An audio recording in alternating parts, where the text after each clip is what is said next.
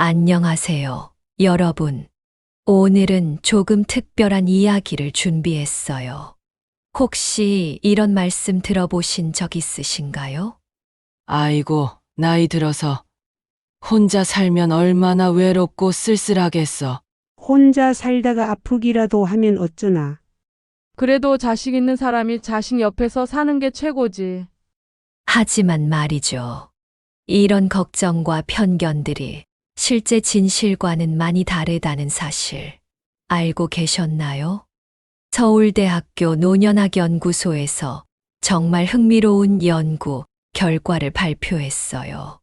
전국의 어르신 3,000분을 대상으로 1년간 조사를 진행했는데요. 놀랍게도 혼자 사시는 어르신들의 행복도가 가족과 함께 사시는 분들보다 훨씬 더 높았다고 해요.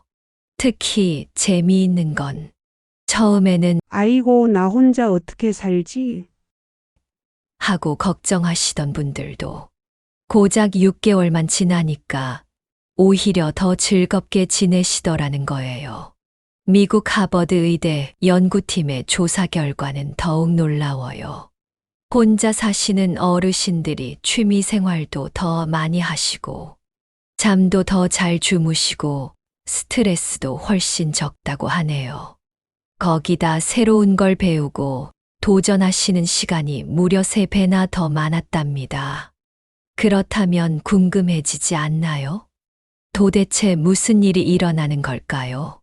어떻게 혼자 산다는 같은 상황에서 누구는 외롭고 힘들어 하는데 또 누구는 인생 최고의 행복을 느낄 수 있는 걸까요? 오늘은 그 특별한 비밀을 가진 분을 만나보려고 해요. 23년째 혼자 살고 계시는 김순자 할머니. 올해 78이시지만 매일 새로운 행복을 만들어가고 계신 분이에요. 할머니의 작은 일기장에는 매일 새로운 일상이 기록됩니다. 동네 복지관에서 만난 평생학습, 친구들과의 따뜻한 티타임. 아침마다 베란다에서 정성스레 가꾸는 화초들 이야기. 근처 공원 산책로에서 만난 이웃들과의 소소한 대화까지. 오늘 이 이야기는 지금 혼자 살고 계신 분들에게는 특별한 공감과 위로가 되고 앞으로 혼자 살게 될지도 모른다고 걱정하시는 분들에게는 새로운 희망이 되어드릴 수 있을 거예요. 그리고 우리 모두에게는 혼자 사는 것에 대한 오래된 편견을 바꾸는 특별한 기회가 되지 않을까 싶어요. 자, 그럼 지금부터 김순자 할머니만의 특별한 행복한 솔로 라이프의 비밀을 하나씩 살펴볼까요? 첫 번째 비밀, 인간관계의 자유로움으로 들어가기 전에 잠깐 여러분께 한 가지 질문을 드리고 싶어요. 여러분은 혹시 이런 경험 있으신가요? 마음에도 없는 모임에 어쩔 수 없이 나가야만 했던 경험. 누군가의 시선이나 평가가 두려웠어. 하기 싫은 약속도 억지로 지켜야만 했던 순간들. 김순자 할머니도 그러셨답니다. 할머니의 첫 번째 비밀은 바로 인간관계의 자유로움이에요. 아침부터 마음이 무거웠어요. 오늘도 동네 친목회 모임이 있는 날이었거든요. 분명 누군가는 또 며느리 자랑을 하겠죠. 야, 너희 며느리는 왜 이렇게 안 오니? 우리 며느리는 말이야. 그런 이야기만 나오면 가슴이 철렁 내려앉았어요. 나도 모르게 고개가 숙여지고 말문이 막히고 예전엔 누구 며느리, 누구 엄마로만 살았지. 그래서 항상 이웃들과 비교도 당하고 시댁 눈치도 보고 그게 참 힘들었어요. 동네 모임에 안 나가면 뒷말이 나올까봐 억지로라도 나가야 했고. 그런데 지금은 어떨까요? 할머니의 눈빛이 갑자기 반짝이셨어요. 지금은요? 아침에 눈을 뜨면 제일 먼저 달력을 봐요. 매주 수요일 동네 도서관 옆 작은 카페에서 30년 지기 친구들과 만나는 날이거든요. 다들 비슷한 나이라 서로의 마음을 잘 알아요.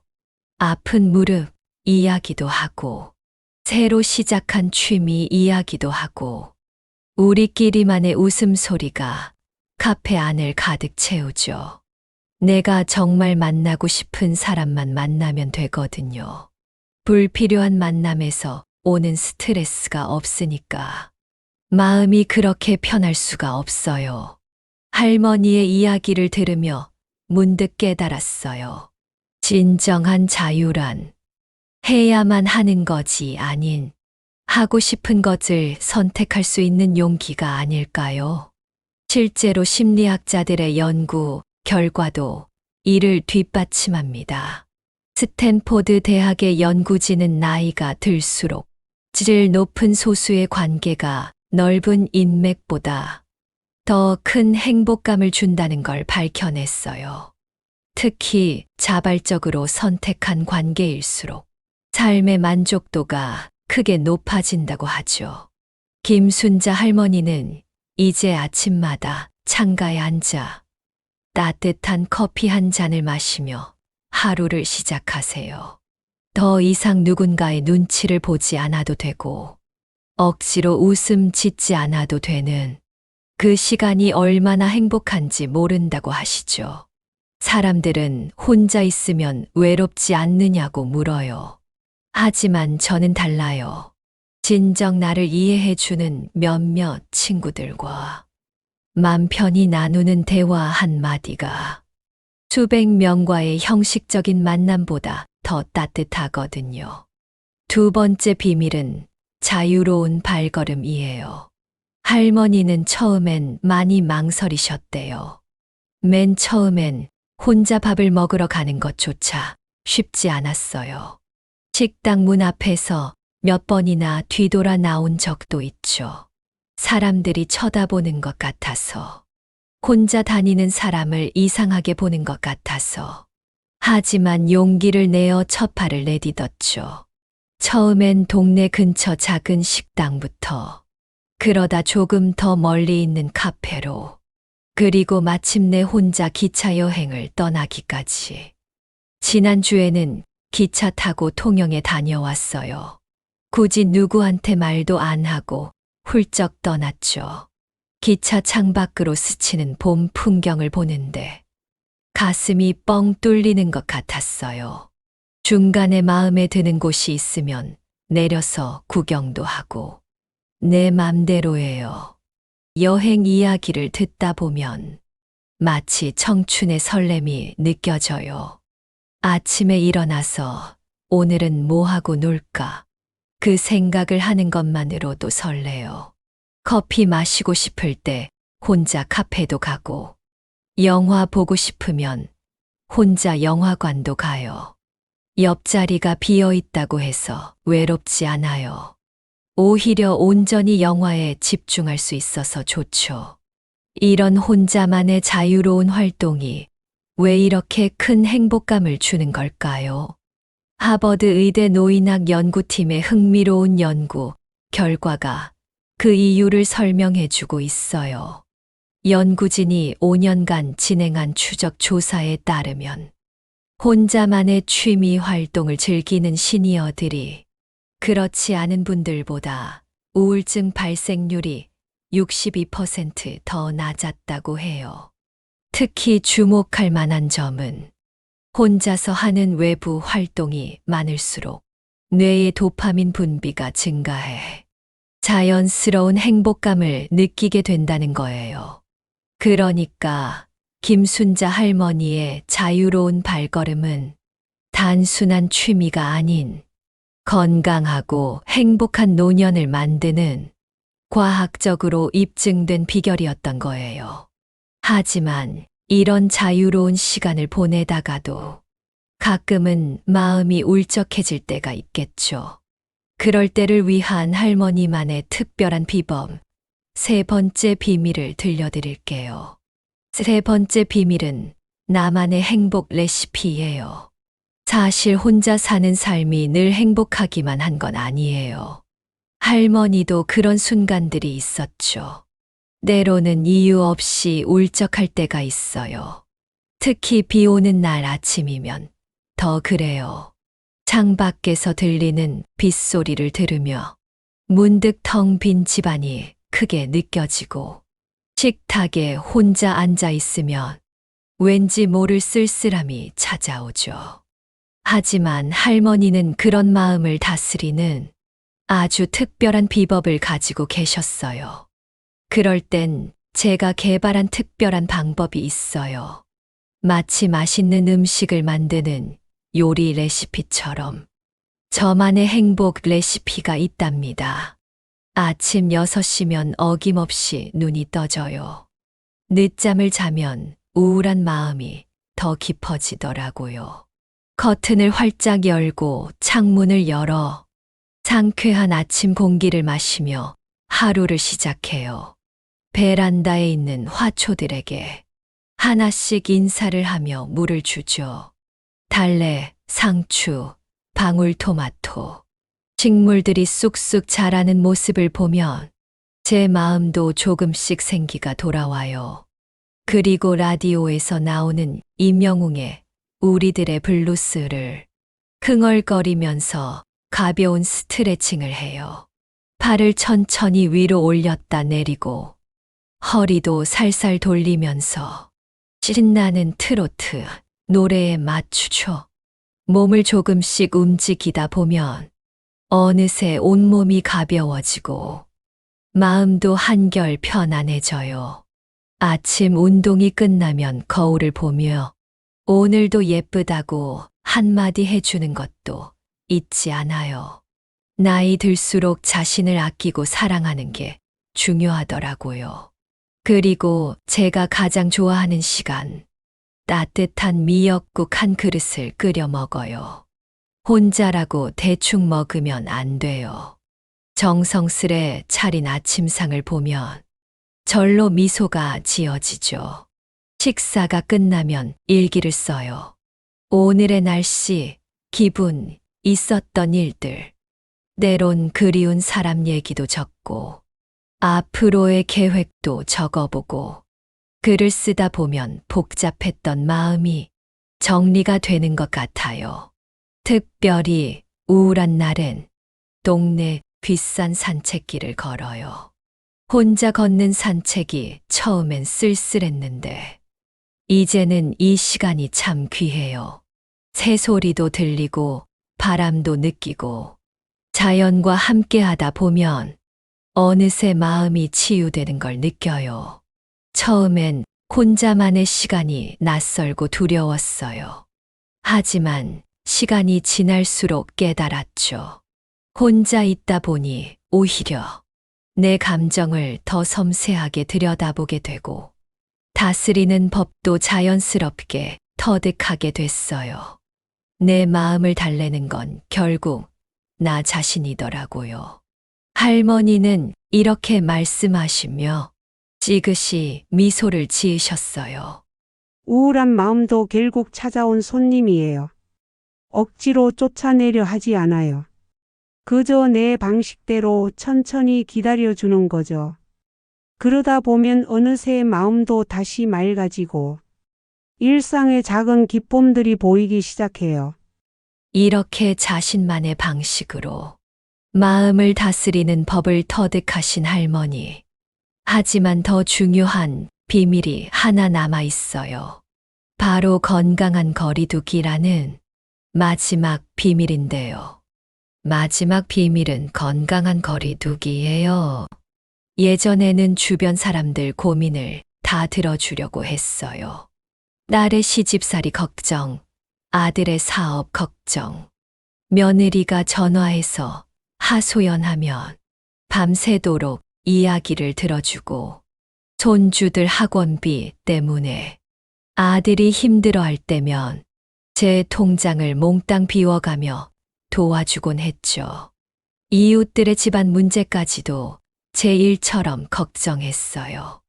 옆집 할머니가 아프다고 하면 매일 죽을 끓여다 드리고 아랫집 손주가 중학교에 떨어졌다고 하면 밤잠을 설치며 걱정하고 그런데 어느 날 문득 깨달았어요. 내가 이렇게 마음 쓰고 걱정한다고 했어. 그 문제가 해결되는 건 아니더라고요.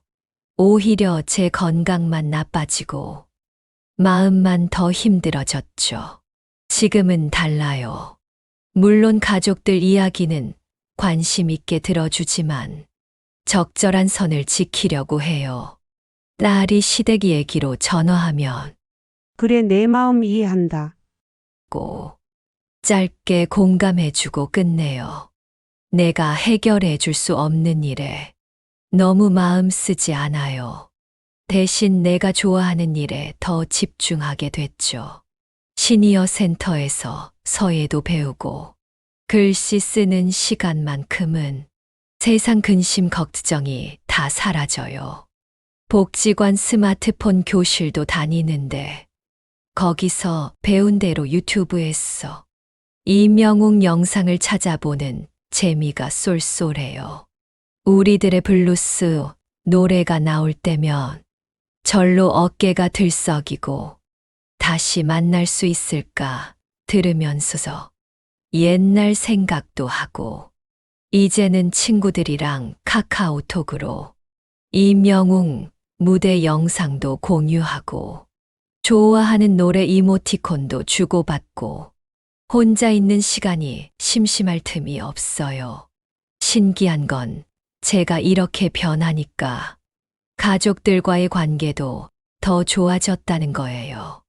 예전처럼 일일이 간섭하지 않으니까 오히려 아이들이 더 자주 찾아와요. 주말이면 손주들이 놀러 와서 할머니, 유튜브에서 뭐 봤어?